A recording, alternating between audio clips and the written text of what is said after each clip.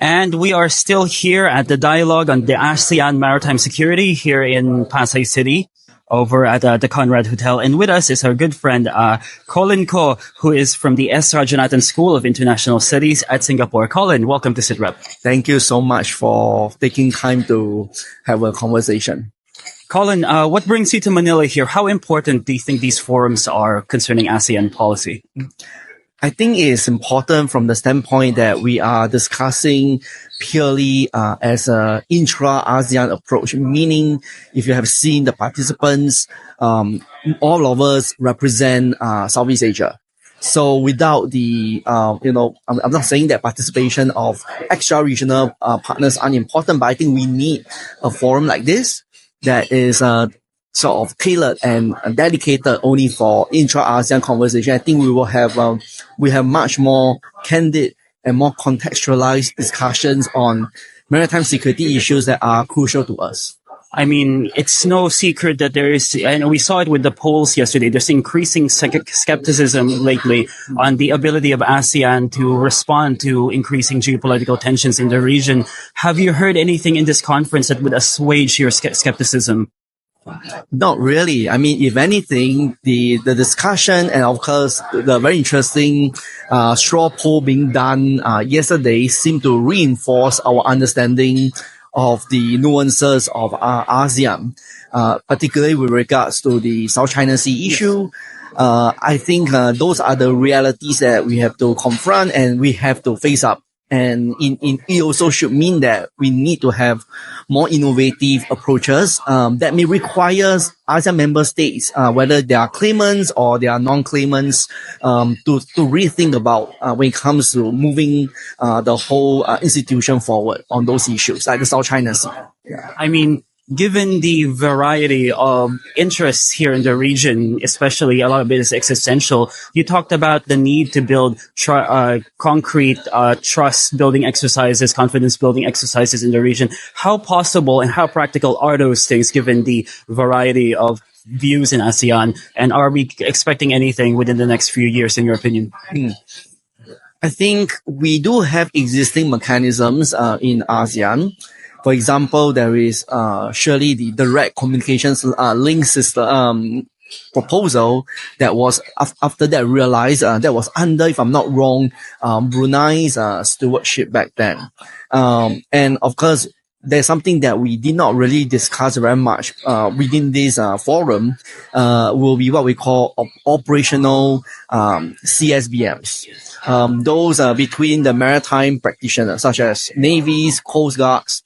I think we tend to forget that they actually play an important role. If strategic trust deficit prevents such high level, senior officials level, strategic CSBMs, at least at the operational level, I think between navies and coast guards, I think they represent what I will call the final frontier when it comes to at least holding the line for now when it comes to peace and stability. Going forward, I think more, I would say, tailored approaches that target select ASEAN member states might be the way forward.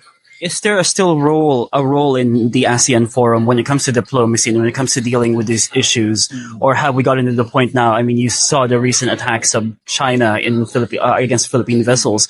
Have we gotten to the point where it's simply, the politics of strength and military presence, or is still a room for the forum in Jakarta or elsewhere?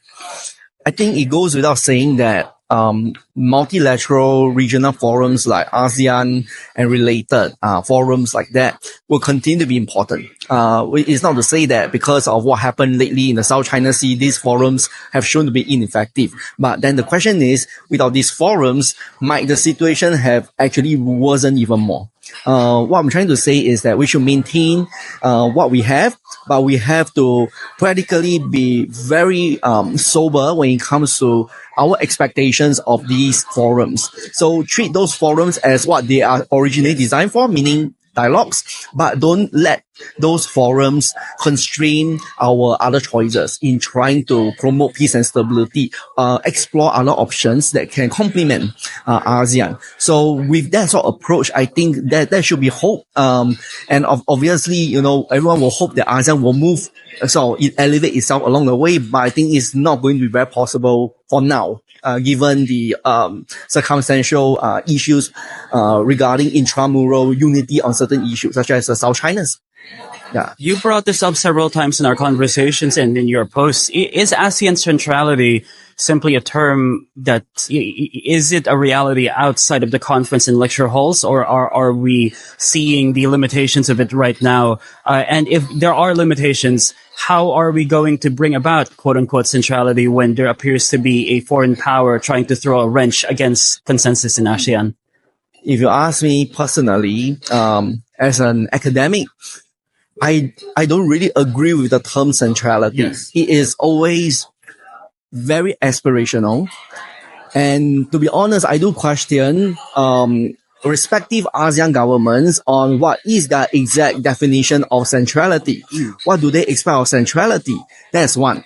If there is not really a true consensus amongst ASEAN member states on what centrality is, then is it, after all, a more hollow term that we imagine? That's one. Second is that centrality respected in similar manner by extra-regional parties, right? We have them talking about centrality, but it's more of paying the obligatory lip service that we respect centrality, so we have a role in the regional architecture. But beyond that, you know, nothing stops them from forming minilaterals like Quad, AUKUS, and engaging in their own respective behavior. I mean, China will, on the one hand, talk about ASEAN centrality and upholding UNCLOS, but at the same time doing what it's doing in the South China Sea. We have to be very clear on that. Beyond the rhetoric about centrality, I think it's important for ASEAN as a bloc, ASEAN as individual member states, be very clear what they need, what they want, and use the existing architecture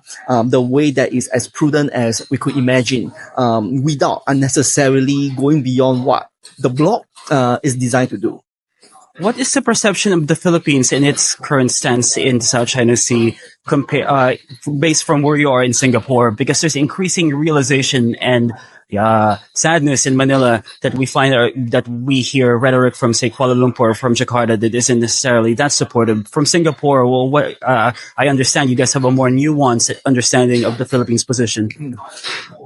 I tend to believe, and based on my conversation, is that okay, certainly there will be concerns that the Philippine assertive transparency approach might potentially be escalatory more than anything else, because it hasn't, in fact, rolled back on China's behavior. But I don't see such concerns as necessarily meaning that they oppose the very spirit of assertive transparency. In other words, what I tend to see is regional governments, they may not make statements in support of the Philippines. They may even raise concerns about whether the Philippine assertive transparency might be escalatory in its potential. But I don't see them diverging on the fact that, after all, it is about rule of law, right? I think that is the common thread that pulls everyone together. So what I'm trying to argue here is that they may not make public statements in support of the Philippines. They may say certain things that appear to show that they disapprove of what the Philippines is doing. But I don't see that as the same as agreeing that what China is doing in the South China Sea might actually be legally in violation of UNCLOS. All right, last two questions, and they're together. Code of conduct for the South China Sea. They're talking about 2026. Are you optimistic? And lastly, what is your general outlook in the region short term? Okay, assuming 2026. Yes. Then the question is, what will be the form of it? Because we could quibble about when you'll come out, but I think the more important thing isn't about the timeline. The more important thing is about the form that it will take. My optimism is that if we could take our time, we don't set unnecessary timeline. I mean, we know that timelines in ASEAN is aspirational usually, right? You need to have timelines. You need to give hope, yes. But instead of being so obsessed with timeline, focus on the substance of the discussion with the aim of getting a substantive and effective COC. Then they are optimistic. If the idea here is to push timeline so everyone can buy a certain time, they come together, take a photo op, and do the ASEAN handshake and say, okay, we got a code. My question is, what is the form, the quality of the COC? Are we going to be saddled with what we will call a DOC plus, or called watered down COC or DOC plus? And in the end, what will be the potential cost that ASEAN as an institution will have to face? And I argued yesterday that end of the day, it's ASEAN that's going to pay the cost. China isn't going to pay the cost. Yes. China is in a position that the consequences will be minimal. It is in the driver's seat, not ASEAN. And that goes back to the point about ASEAN centrality, because it's on that point that ASEAN believes that it's in the driver's seat for the COC. When in actual fact, sorry, it's not. It's like the dog wagging the tail, right? So, I think ultimately, it really depends on ASEAN coming together, mastering enough unity to push common positions at the table with China. This in fact has been the original plan for the COC negotiation, meaning ASEAN versus China on the negotiating table. Right now, what we have here is 10 versus 1. We need to change that. We need to have these 10 ASEAN member states really engage in a serious discussion on what they want in the COC, go to the negotiating table, present it to China, and negotiate as a bloc, not as 10 different ASEAN member states. Then we will have hope for a substantive and effective COC. All right. Collin Koh from the S. Rajaratnam School of International Studies in Singapore. Thank you so much, sir. Very articulate. Thank you so much. Thank you.